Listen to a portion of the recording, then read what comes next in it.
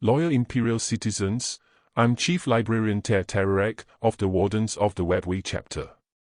I've been asked by my chapter master to collect the stories of the great heroes of the Imperium and record them for posterity. Our connection with the greater galaxy may have been lost with the fall of Cadia, but we still remain loyal. After my gene sire, I wanted to record the most important of all of the legends of the Imperium, the Emperor of Mankind. My gene grandfather and the divine leader of the galaxy is the greatest hero to ever exist. Not much is known publicly about his life, but I will share what I can. The Emperor of Mankind is often referred to by his faithful as the God Emperor, the Master of Mankind, or simply the Emperor, and who sometimes referred to himself as Revelation. He has sat within the golden throne of terror for over 10,000 standard years and watches over us all from there. The Emperor chose to sacrifice his full immortal life at the end of the Horus Heresy in the service and protection of mankind, and in turn received his full godhood. To humanity's countless trillions across the galaxy-spanning Imperium, he is nothing less than God. Through his Imperium, humanity is united and remains one of the most powerful intelligent species in the Milky Way galaxy, as well as its most dominant in terms of both population and territory held. United under the one government he created, mankind is able to survive the myriad deadly threats it faces from aliens, the forces of chaos, and the traitors, heretics, and mutants that lie within the Imperium's boundaries. The Imperium's rule, carried on in the Emperor's name, since the end of the Horus Heresy, by the High Lords of Terror and a multitude of Imperial organizations. Although he cannot be directly involved in the day-to-day running of humanity's galactic government, the Emperor's existence on the Golden Throne is vital to sustaining the Imperium. His powerful mind's presence in the immaterium maintains and directs the Astronomicon, the psychic beacon that makes possible faster-than-light warp travel and is vital to Imperial shipping, transportation, commerce, and communication. He still guides his race through the psychically reactive divination tool known as the Emperor's Tarot, which select psychers can consult to gain a glimpse of the future and the Emperor's will. He is still constantly battling the Chaos Gods in the warp and preventing their further intrusion upon the material universe. His mind must remain vigilant at all times throughout the entire Imperium to safeguard the human race and to offer his protection to the faithful.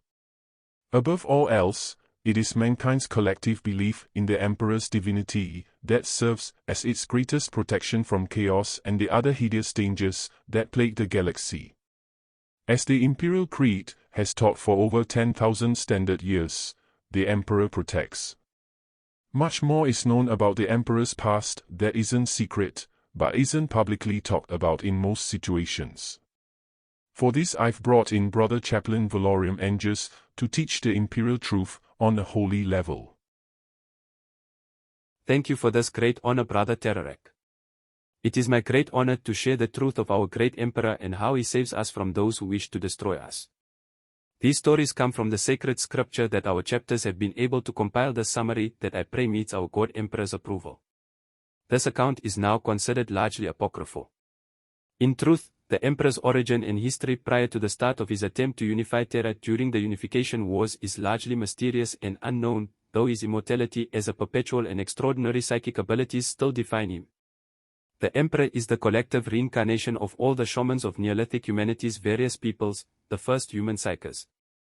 The foul warp entities that would become chaos had not yet fully formed when the Emperor was born on old Earth during prehistoric times before even the Age of Terra, somewhere in ancient central Anatolia, modern Turkey, in the 8th millennium BC.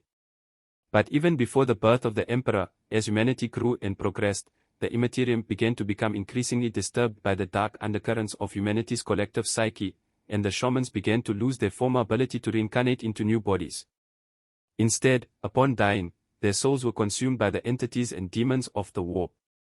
Eventually the shamans of humanity, unable to reincarnate, would become extinct, and without the shamans and their psychic abilities to guide the race, humanity would inevitably fall prey to the corruptions of chaos, just as eventually happened to the Eldari. In these ancient days, all the shamans of Earth gathered in a grand conclave to decide what must be done to stave off the day when they had all been consumed by the warp.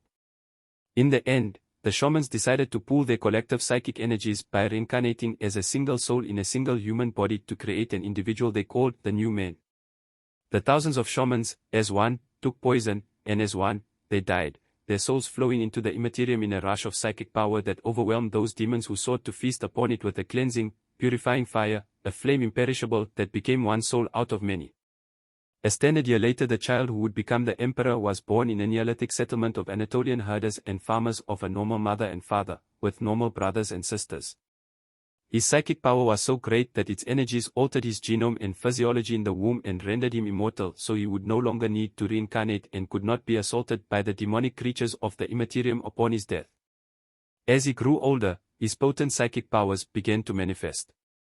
For 38,000 Terran years, he wandered over the earth and throughout human history. He traveled among the different peoples of mankind.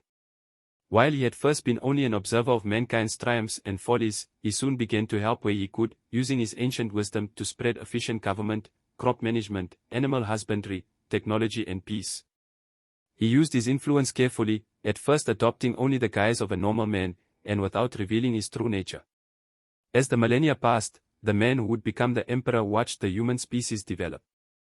He traveled the entire globe, watching and helping, sometimes adopting the persona of a great leader or advisor.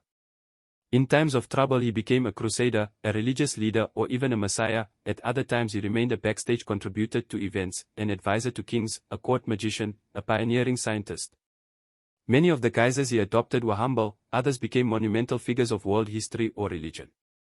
At times of crisis he would be there, steering humanity along a narrow path to survival that only he could see. As humanity prospered and advanced over the millennia, the warp became increasingly disturbed. The man who would become the emperor was aware of how the extreme sides of the human character were feeding the nascent chaos powers.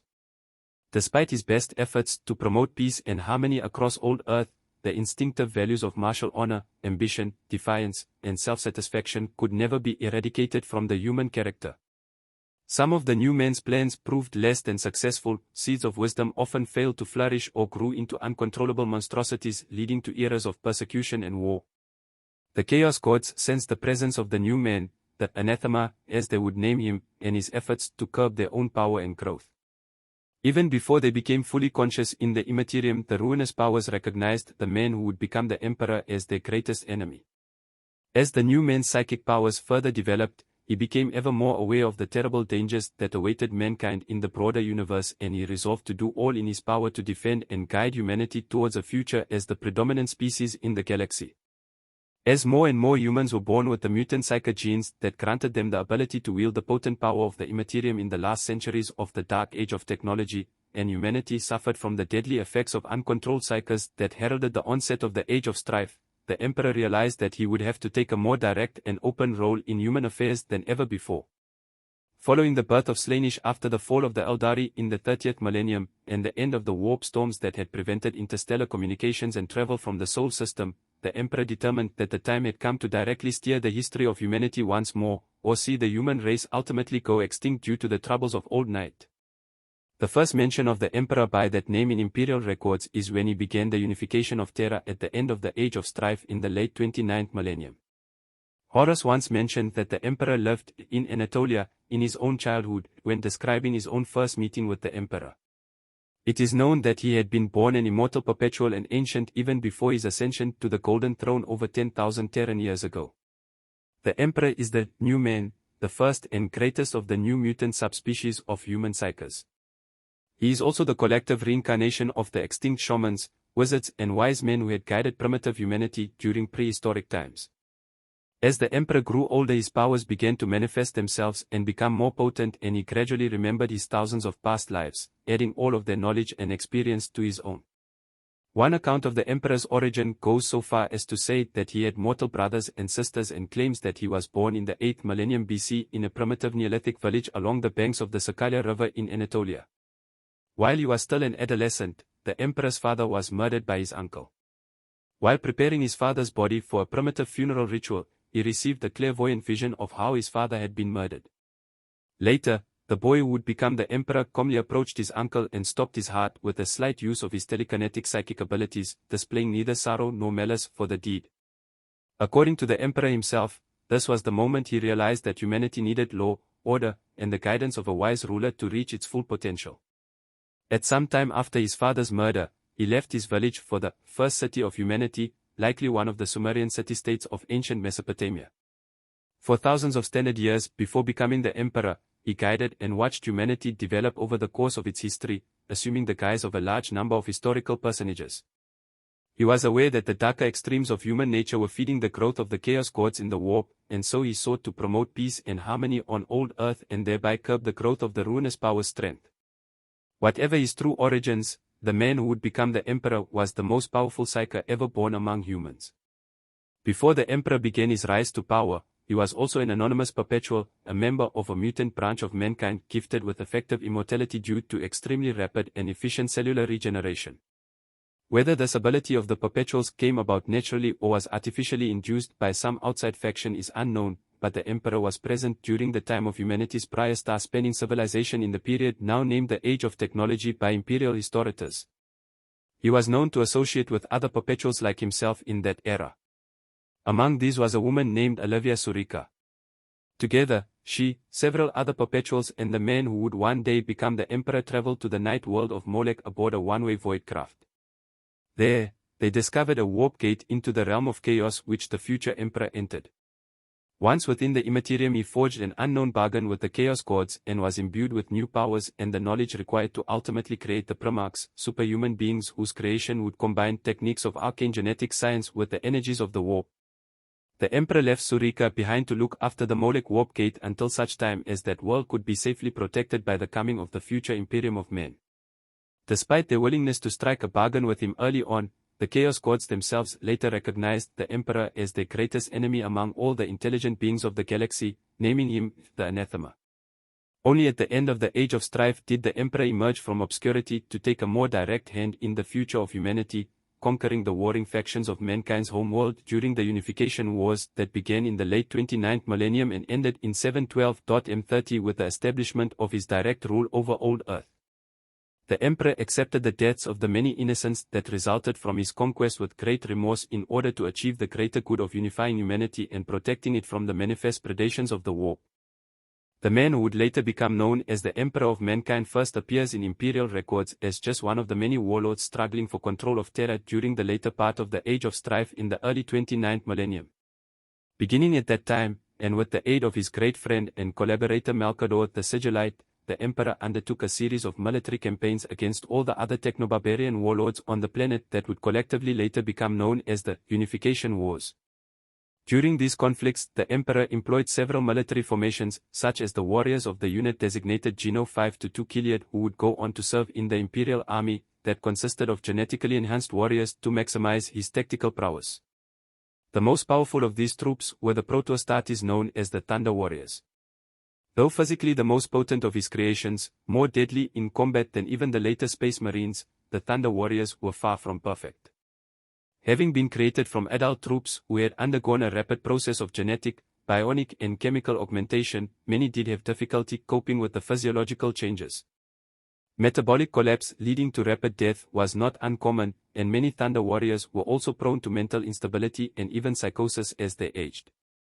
These warriors played a significant role in the Emperor's eventual victory over all the other warlords of Terra and led him to believe that his future plans to reunite mankind across the galaxy would require the creation of an even more potent core of genetically engineered military commanders and warriors.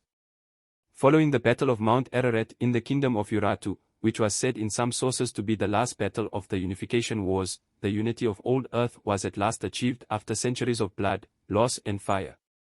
With this victory, the planet and population of Terra were at last unified under the single rule of the Emperor.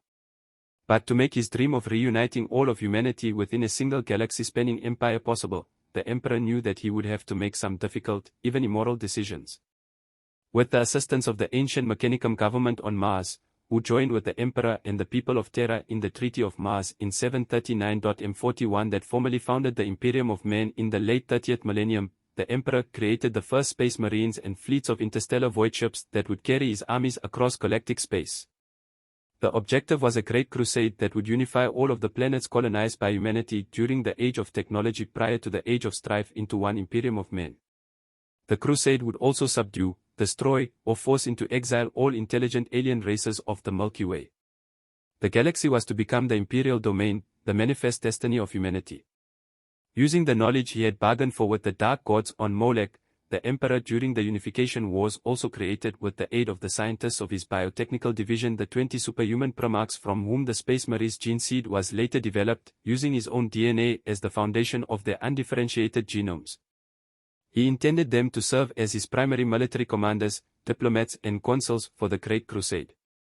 The Chaos Gods, however, sought to thwart the Emperor's grand plan even before his gene's gestation within his subterranean genetic laboratories deep beneath the future Imperial Palace on Old Earth were complete. The Primarchs were sucked into the warp through the will of the Chaos Gods while still in their gestation capsules and scattered across the human-inhabited worlds of the galaxy. Even before their births, the Primarchs had already been touched by the power of chaos. During the course of the Great Crusade all but 2 of the 20 Primarchs were successfully found and united with the Space Marine legions that had been created after their disappearances from the genetic material that they had left behind. Just as the Imperium had reached its apex in the first decade of the 31st millennium, the Emperor's most trusted son, Primarch Horus of the Lunar Wolves Legion, later renamed the Sons of Horus, fell to chaos as a result of his own pride, need and ambition. Horus betrayed the Emperor, and along with half the Space Marine legions and Imperial Army regiments, initiated a massive civil war for control of the galaxy. This rebellion is known to history as the Horus Heresy. As a result, as the Horus Heresy reached its climax with the traitor's assault on Terra itself 7 standard years after the start of the War Master's drive on the throne world, the Emperor was forced to remain on the Golden Throne at all times save for the few moments when Malcador the Sigillite, the regent of Terra and the second strongest human psyker, could take his place. When the Emperor learned of Horus' action in lowering his flagship the Vengeful Spirit's void shields during the final hours of the Siege of Terra, he realized that his treacherous son was actually offering an invitation to battle. The Emperor believed he had to take the war to Horus to put an end to the terrible conflict once and for all. He had Malcador the Sigillite take his place upon the Golden Throne to protect Terra from a demonic assault through the Imperial Webway portal that lay below the throne and prepared a strike team of Astartes to face the War Master on his own ground. The last act of the bloody treachery of the Horus Heresy was played out above Terra, as the Emperor led a desperate assault of Imperial Fists and Blood Angel Space Marines against Horus' chaos-corrupted flagship, using teleporter technology to make their way aboard. Primarch Sanguinius also accompanied the assault force, but the War Master's command over the powers of chaos caused the attackers to be split up and teleported to random locations throughout the massive warship. Sanguinius reached Horus first and met him in a mighty battle that resulted in his own death at his brother's hands, but not before the angelic Primarch managed to create a small gap in the War Master's Terminator armor. The Emperor eventually managed to make his way to the Battle Barges Bridge. Though the Emperor was a being of unfathomable psychic and physical might, Horus had become a being of monstrous strength, loaded with the combined powers of all 4 Chaos Gods, the true champion of Chaos Undivided, even as the Emperor remained the galaxy's ultimate champion of order. The 2 champions engaged one another in a tragic battle of father and son, as Horus mortally wounded the Emperor, tearing off one of his arms and shattering his internal organs, largely because the Emperor still loved Horus and could not bring himself to use the full extent of his psychic abilities to destroy his son.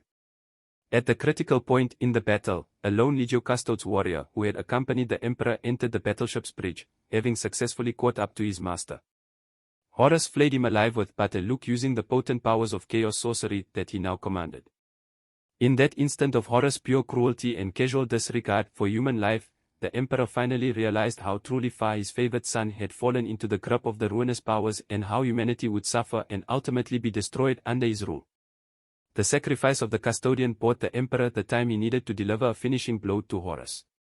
With iron resolve, he gathered the full strength of his mind at last and delivered a massive psychic attack through the chink in War Master's Terminator armor that killed Horus almost instantly and obliterated his very soul from the warp so that the Chaos Gods could not resurrect their champion. In his final moments before the Emperor unleashed his final attack to blot Horus' soul from existence, the corrupting powers of chaos briefly relinquished their hold on the War Master's soul and the Emperor sensed the return of his son's sanity in the seconds before his consciousness was utterly obliterated.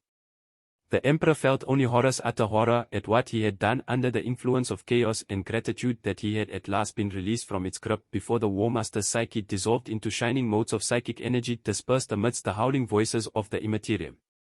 It was in this battered and bleeding state that the emperor was found by Rogel Dawn, the Primarch of the Imperial First Legion who had accompanied the assault force onto the vengeful spirit. Dawn returned with the emperor to the Imperial Palace, where Malkador the Sigillite simply crumbled to ash upon relinquishing his place upon the Golden Throne. The Sigillite's body and mind had been burned out by the strain of holding the Golden Throne's portal closed for the time that the Emperor had been aboard the War Master's flagship.